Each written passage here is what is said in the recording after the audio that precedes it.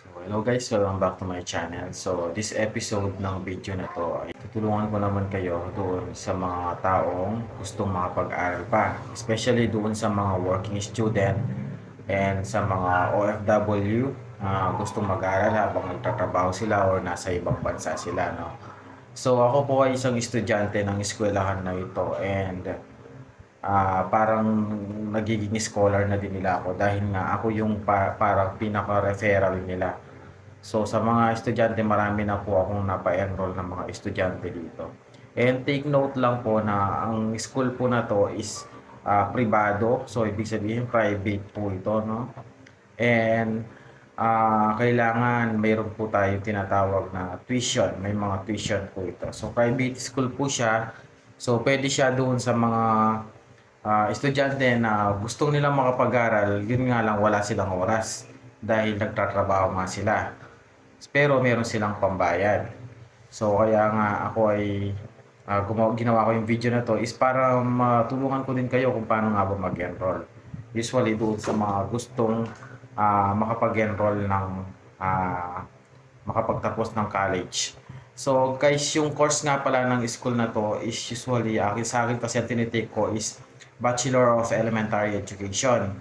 So kapag ka nakaka-graduate kayo, kailangan mag-bar exam kayo.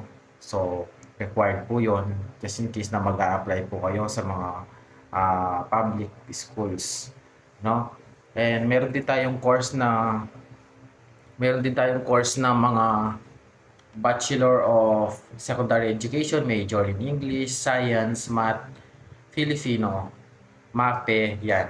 So, yan yung mga course nila. And meron din tayong Bachelor of Computer Science, Office Administrator. Ito yung mga gustong mag-HR, manager, sa office lang yung trabaho, mga ganun. Meron din tayong BS Tourism. So, ayan, no? Yan lang yung mga courses na ino-offer ng ating school na pwede nating i-take online. So, yung online po, paano nga ba yung online? Ganito po yung oras ng trabaho. Tapos ganito pa lang po ako mag-out. So, meron po tayo tinatawag na kung first year ka pa lang naman, pwede mo pang i-take yung mga subject na modular. So, ibig sabihin po kapag modular po yan, so wala pong magtuturo sa inyo, kayo yung mismong sasagot. And magsa-self-study po kayo kung ano po yung pwede nyong isagot doon sa module niyo. And then, ang gagamitin po natin, hindi na kayo makakailangan ng mga papel at lab. So, ballpen, hindi na kayo makakailangan ng gano'n. Kumbaga, sasagot na kayo doon sa mismong Word. And then, sa computer, o kaya kung may computer kayo or laptop, doon na kayo sasagot. Kung may cellphone kayo, much better kasi kung may laptop, kung sasagot kayo, mas mabilis doon. Pero kung cellphone lang, pwede rin naman. So, ganoon po yung modular. So, mix po siya, pero yung course po na ito guys, kung pagdating mo ng second year hanggang fourth year, kailangan mo nang i-take yung mga course na may online. So, ibig sabihin may mga teachers na mag-a-attend dyan online, tuturo nila sa inyo. So, may mga schedule po yon. So, paano po yung mga schedule ko? Simple lang po, bali yung mga magiging schedule niyo po, kayo po mismo yung pipili. So, bibigyan po kayo ng list kapag nakapag-enroll na po kayo and then kayo po yung pipili ng mga schedule po ninyo. So, meron po tayong mga night shift na mga schedule para po much better na just in case uuwi kayo ng hapon, makakapag-aral pa rin kayo ng gabi. So, paano po yung submitting ng mga requirements at saka yung mga documents?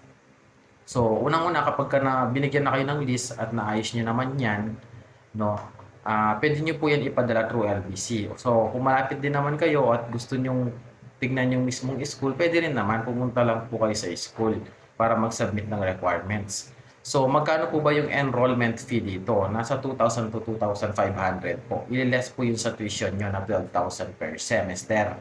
So, yung pong 12,000 per semester, may possibilities po kasi na madagdagan yun. Dahil minsan, pero hindi naman ganun kalaki, dahil minsan nga po, meron tayong tinatawag na yung pinaka portal po na ginagamit doon para makapag-submit tayo ng mga activities natin. So, yun po yung pinaka additional po doon. And then, paano naman po kapag malayo OFW or kapag wala pa pong requirements, pwede pa rin kayo mag-enroll guys. Kaso, make sure na after this SEM, kapag ka natapos nyo na yung semester na to at hindi ko pa rin kayo nakakapag-provide ng requirements ninyo, hindi na kayo makaka-enroll sa next SEM. So, kailangan, ngayong SEM pa lang na to, so kung 5 months yon bago matapos yung semester, dapat maayos mo na yung mga requirements nyo.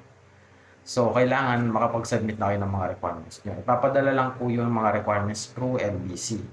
So, kakausapin po kayo ng register namin kung saan nyo po i-address yung mga documents ninyo. Okay? So, ganun lang po yung process dito. So, sa mga gusto pong mag-enroll, ang pangalan po ng school namin is Regis Marie College. At sabihin nyo lang po yung pangalan ko na nirefer ko po kayo para alam po nila. So, sa mga gustong mag-inquire naman at mabilis ang mga gusto makapag-enroll, so meron po akong Facebook page. Facebook page ko po, ayan, ipa-flash ko po dyan sa screen. So, isa lang po yung Facebook page ko. Huwag po kayo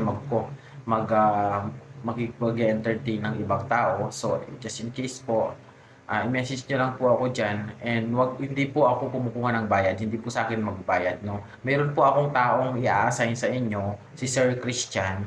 Siya po yung makakausap nyo and siya po yung registrar natin.